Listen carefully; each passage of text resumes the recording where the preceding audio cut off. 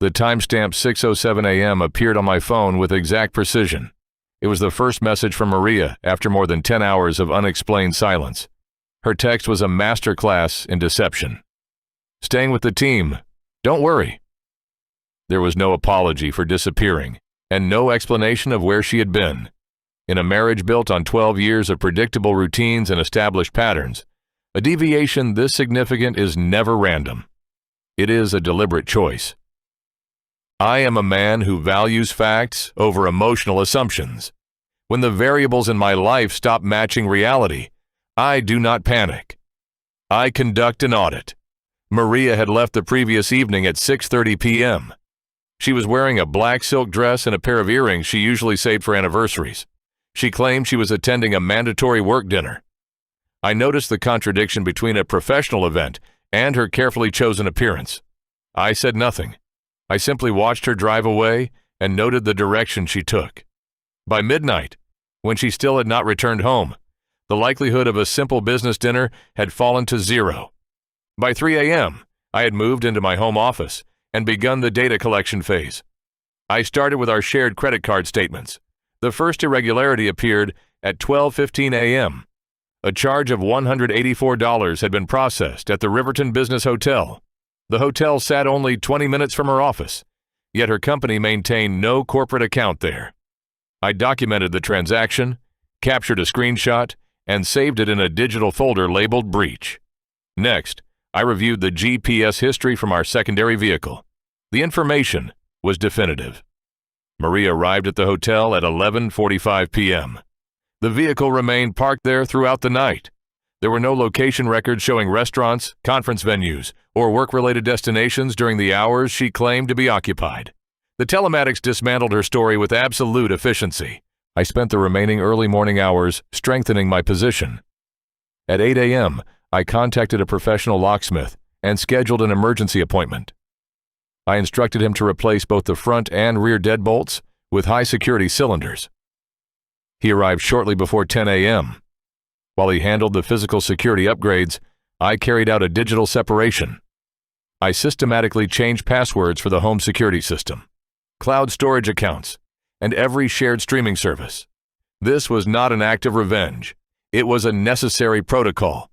Whenever a primary partnership becomes compromised, securing personal and financial assets becomes the immediate priority.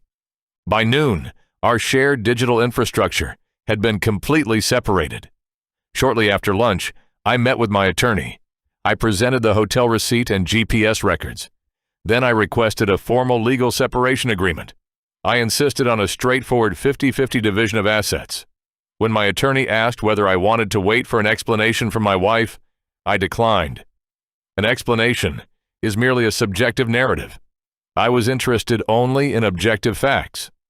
By 4 p.m., I returned home carrying a signed legal draft inside a plain manila envelope. The preparation phase was complete. The confrontation began at exactly 6:12 p.m. Through the blinds, I watched Maria's car enter the driveway. She approached the front door carrying the same polished confidence she had worn the night before. I heard her insert the key into the lock. Then I heard the metallic click as the tumblers refused to engage. She tried again and again. Each attempt became noticeably more desperate. Finally, she knocked. I stood on the other side of the door, separated from her by 2 inches of solid oak and a brand new security cylinder. I did not open it. Instead, I spoke through the wood in a calm, controlled voice. I asked how the team dinner had gone.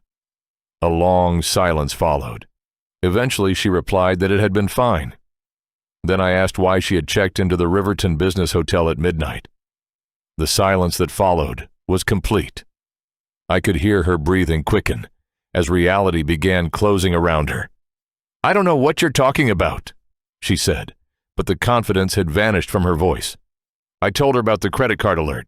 I told her about the GPS records. I told her I had spent the entire day preparing for her return, just not in the way she expected. She began pleading.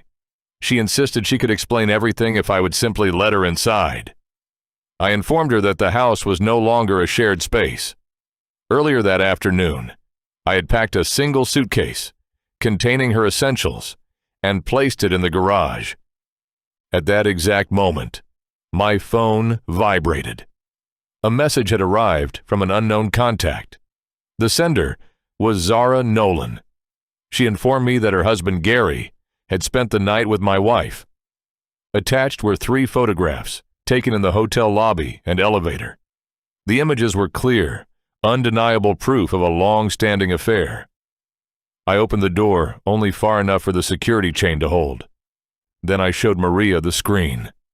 The color drained from her face immediately.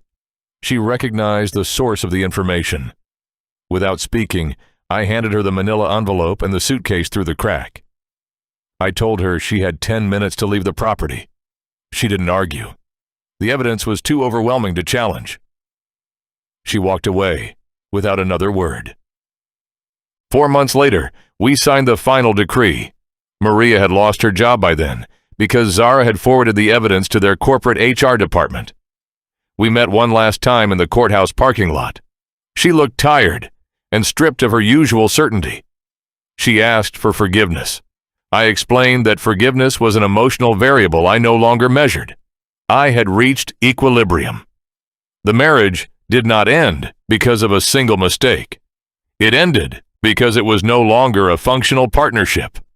I drove home, unlocked the front door with my own key, and stepped inside. Then I sat quietly in the silence. It was clean. It was logical. It was productive. The audit was finally complete.